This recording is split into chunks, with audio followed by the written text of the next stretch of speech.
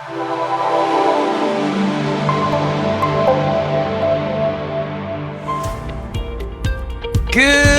morning, Max. How are you doing today? I am doing well. How is life in Paris, Julien? How are you this evening? Life is great. The evening is beautiful. I'm smiling, and it's a beautiful way to hide all the anger I have inside. I've been waiting the whole day. Actually, truthfully, I've been waiting for like 2 or 3 months now to hop on the couch and talk about that story. I just wanted to see the end of it before, spitting it out, but I think it's about time. You're being brave and denying yourself the work until. Well, I appreciate that. Yeah, get on the couch. Tell us the story. It sounds. I'm curious. It sounds painful. It is. It's very. So I'm going to try to be as short as possible in this one because it's a very long story. Actually, the story started 5 or 6 years ago. That's a bank story where everything that could go wrong does go wrong. Feels like they actually invented Murphy's Law and made it their own. So I that is a very traditional bank in France, and by traditional I mean every parent at some point opens an account for their kids when they are born, puts some money on the account, and there are really two categories of people using that kind of bank. There is kids that getting money from their parents, and elderlies that have been using it their entire life, and they don't actually have a need for doing anything specific with their account. They don't need digital and this kind of stuff. Anyone in between would not use that bank. So many years ago, I had the bank account, and they were so unresponsive, so helpless at every possible level that I shut it down. A few years later, I'm buying a house and I need a loan. And well, fortunately for me, they are the cheapest ones. So you tend to go with the cheapest ones. So here I am, back to their bank with your friends. Exactly, and things are not that bad. I have account managers who kind of good actually. Fortunately, 3 months later, the guy moves on, and now I have a new account manager. Doesn't even take the time to send me even an automated email to tell me I'm the new manager. No introduction, nothing. So we're off to a good start. Then starting there, I've had a few episodes. Episode 1, to finalize some kind of insurance. I don't remember the detail. I just needed an official document from the bank, something that unfortunately should be available online, but guess what? It's just not working. Their audience isn't doing stuff online, so why would they be good at doing stuff online? Exactly. So the document is not where it should be, so I can download it. So I send them not an email actually. I use what they call the secure messaging, right? Which is within the app. After you log in 15 times, give your print, your your password, an SMS, and whatever else. You're in. It's secured. It's your message. You type it. No one responds. First message, no one responds. For a couple of weeks. Second message, I wait for a month. Third message. Now I'm getting a little bit tired because it has been already 1.5, 2 months, still nothing happening. So I send them a non-secured email. 3 to 5 days later, they respond, so sorry, didn't see the messages. It seems not to be working. Fantastic to have this level of security for something that doesn't work, but let it be. All right. Finally respond, first message. I get the information. End of episode 1. Episode 2, to have some kind of tax relief by the end of the year, I invested some money, and they just have to make a money transfer before December 31st to make sure it's being deducted from taxes. I don't like the sound of this. Well, I know they're not the fastest people on earth, so I say typically you need 10 days. Now it's going to be around Christmas period. You probably need 2 weeks. Let me give you a month and a week, so that 5 weeks seems to be a reasonable time frame. They confirmed they received all the document. They are on it. Perfect. Nothing's happening. So I start sending emails saying what's happening, and then I get secure emails at this point, I assume. Yeah, I gave up with the security messaging stuff. If I need to log in 15 times and on top it doesn't work, don't bother me with that. And then I receive an auto response. The entire office is currently on holiday. We'll be back in January to answer all your questions. Oh. So Yeah, not even doing it, it's even getting an answer. You can't. exactly. So, well, I Wow. kind of have to give it up, which means my taxes increased because they could not do their job, even though I was definitely respecting more than the deadline I'm supposed to respect. But okay, let's leave it to that. And moving forward to episode 3, I want to change loan insurance because I took the bank insurance, which is incredibly more expensive than standard rate. So I want to change insurance. Now, the legal system in France says I have to give them 10 days notice with traditional mail, with tracking and signature and everything. Your favorite stuff. My favorite stuff, but that's legal. That's not even about them, so I follow the guidelines. I don't give them 10 days. I don't give them a month. I give them 3.5 months notice to make sure that it's being done properly. And I don't go to the post office. I do it online so that I have all the digital proof of what I've sent, on what day they have received it, they have signed it. Well, no surprise here. 3 months later, they still didn't do anything about it. And my insurance is pressing me saying, look, if they don't respond, unfortunately, we can't kick it in. And it has to be done on the anniversary date. So it means you're going to have to stick with them for another year before you change anything. I'm getting pretty angry. I'm starting calling them pretty much every day, sending them email. Nothing happens. They promise something is happening, but it's not their problem. Never their problem. It's always with the headquarter. Takes ages. I go back to my favorite system. I build the spamming machine, getting ready. First email goes out. Attack. Same story as last time. I was so disappointed because after the first email goes out, they actually start responding and fixing the system. And they managed to get just enough document, just on the deadline for me to be able to switch.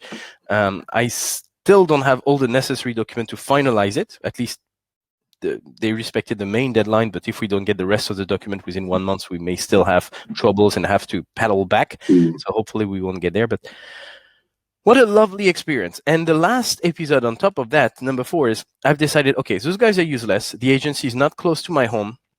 Let's move to a different agency, right? The one that's just next door. I contact the new agency, meet with the guy, start telling me about how bad his colleagues must be, which is always fantastic to hear when you can't even support your own colleagues. And then I explained a bit the situation. No problem, Mr. Rio. We're going to take you on board. We'd love to have you as a customer, blah, blah, blah, blah. Then I explained that I still don't have all the documents for my insurance. And then he stops me and say, what about you first finish that ongoing process with your current agency and we'll take you as a customer as soon as it's done, which is another way to say, yeah, we don't really want your troubles. We just want your money. So can you get it fixed first and then we'll figure it out afterwards. So when you're saying agency, you mean a whole new bank or whatever? Same company, same bank, but okay. different office, if you will. Okay. Right, and for some reason it's like regionalized. So even though you're part of the same umbrella bank, it's actually kind of different management for different regions and different cities. It's kind of messed up the way they build it. So I was hoping that different agency probably end up being better, but we're not off to a strong start. So that's my story for today. That's over the course of 5-6 months, 10 years if you look at the big picture, and so much frustration. Wow. So I guess my first question is, between that, let's for a moment, let's pretend the insurance change didn't happen. Would the fact that these guys were the lower rate, would you end up paying more money with the increased taxes and the increased insurance than you would have if you'd gone to another bank that was mildly competent but a slightly higher rate? Good question. I didn't go to that level of detail. I'm not too sure. But after they made me lose my tax saving, I contacted my lawyer. Said if they got me to lose the insurance as well, I would have sued them. I'm not one for suing people, but I mean at some point. At that point, yeah. I mean this is as bad a story as we've had. I mean, just months to reply, not hours, days, or whatever, and in a consistent inability to do the most basic things. mean, this isn't one where it's like, well, they're doing these things right, but this is siloed and they got some structural problems, but God love them. This is just a horror show outright. I mean, I can't think of a worse situation we've had. And this is where I feel a little bit concerned about traditional banks, because everyone is talking about the hype of new digital banks. They do it faster. Everything is digital. You don't need to come to the local agency to sign any paper. It seems incredibly easy. But the traditional banks have something that the digital banks will never have. You have a dedicated account manager who's met you, understand you, most of the time has been dealing with you, your parents, and your grandparents for the past 15 generations. So they know you.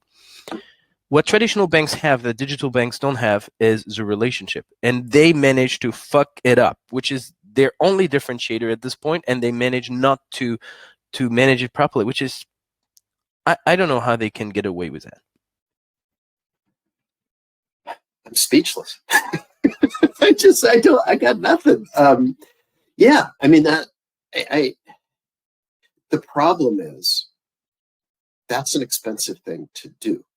And if you're competing against the fast moving digital, at some point, they're going to have cost pressures, especially if they're offering really low interest loans and doing it with a high touch service.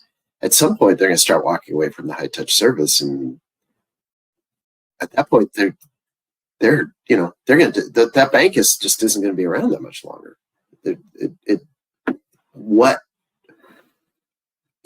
A custodian for savings accounts for small children is only going to take you so far. And I would imagine in your generation, if you're going to give money to your kids, grandkids banks, it's not going to be through that bank. Correct. You're going to stay as far away from that. I'm calling them a bank, whatever they are. They're that institution. I just, I hate to say it, but good riddance for them to be gone at this point. I don't see any redeeming anything in this story at all. And usually there's something. Well, there is a little something. There is what I was telling you earlier. When I took the loan, the account manager I had was actually great, pretty responsive, pretty helpful, finding solutions. So it does feel like it's a bad apple. It's a human relationship. That's someone not doing his job that's screwing the entire effort. The only thing is the relationship I've had with that bank in the past and recently, it seems they have mostly bad apples. So maybe it's a cultural problem or recruitment problem or training problem of some sort. They do happen to have good people. I've met once at least, one of them.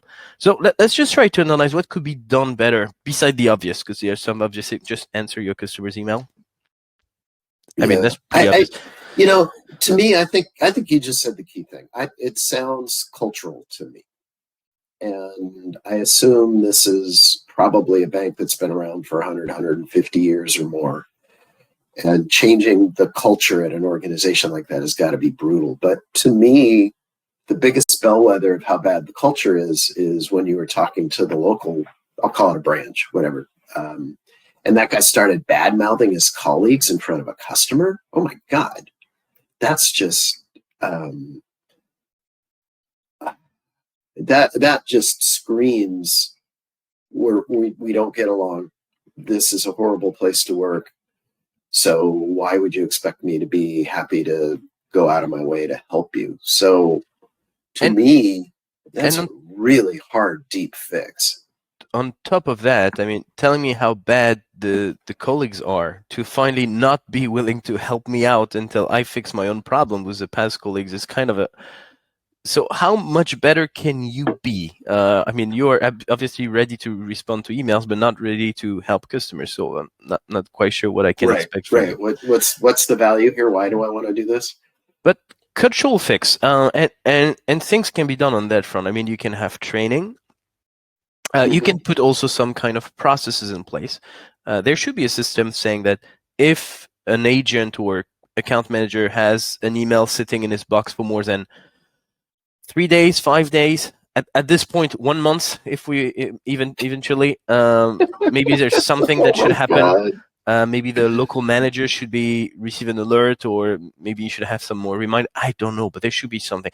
Responding to customers is so basic. How can you not do that? Yeah, you know what? I think you're right. I think this is cultural issue number one, process issue number two. Sounds like, they have the channels. They have a very nice situation where you have a dedicated person. There may be issues that, this guy isn't willing to do anything for you because instead of historically you'd have 100 customers, now he's got 500 or something like that. And they may have structured things such that he can't do what they used to be able to do. But I feel defeated, Julien. I don't, they're just, it sounds like fixing these issues is so deep. And then there is a digital issue as well. The fact that there are two things where they failed terribly on the digital side. They've created a digital messaging platform that is so secure that no one can actually access it, apparently, within their company, which is terrible because he probably spends millions of dollars creating this in the first place. And they actually send people to send emails which are not secured instead. So they create a super secure system, very expensive, that no one can use. And then they actually use the unsecured system on the side, which was fail number one. And fail number two is you create a digital system where I have what they call my online safe with all my documents. It just doesn't have the documents I need. And they are not going to provide it quickly either. So from a digital perspective, it's pretty appealing as well. To me, that's process. The fact that you have an email, those emails go somewhere. And I guess it could be that the system itself is eating the emails and they're just not even getting to the inbox where they belong. But it sounds to me like they go to some general inbox and there isn't a process in place to make sure that gets to the right person. And when it does get to somebody there, and it could be technology, who knows? But to me, that sounds like process. There's some obvious stuff to fix. I'm not sure we've helped many banks today trying to fix their processes. But if there's one thing I would add is, I actually do believe I enjoy spending quality time with a person who understands my needs. I do work with digital banks, but I actually prefer my physical bank, just not this one. If your only advantage, because you're usually more expensive, if your only advantage is to have a human being, always the same, who knows me personally, behind a desk, then use it properly. That's your strength. Use it properly. Don't fuck it up. That would be my only piece of advice, I guess. Yeah, I think you're right, because if you have a truly dedicated person who puts energy into support you, then you reach out to him when your digital thing doesn't get answered. You reach out to him when you need a deadline met, and he can make that happen for you. If that happens, all the rest kind of goes away. But clearly, that link was too weak to overcome the overall inertia of just incompetence. All right, I think I'm gonna stay with that for today. Not quite sure I feel much better. I feel somehow better analyzing it. Yeah, but, I apologize. This is a hard one. I just don't see a light in this tunnel. It just seems very dark. Yeah, well, I'm switching to a different agency, so there might be episode 6 coming soon. Who knows? There you go. All right. I hope there's a happy one in the future here. Yeah, I doubt it, but who knows? Thank you so much, Max. Have a beautiful day, and I talk to you next week. Sounds great. Okay, thanks, Julien. Bye.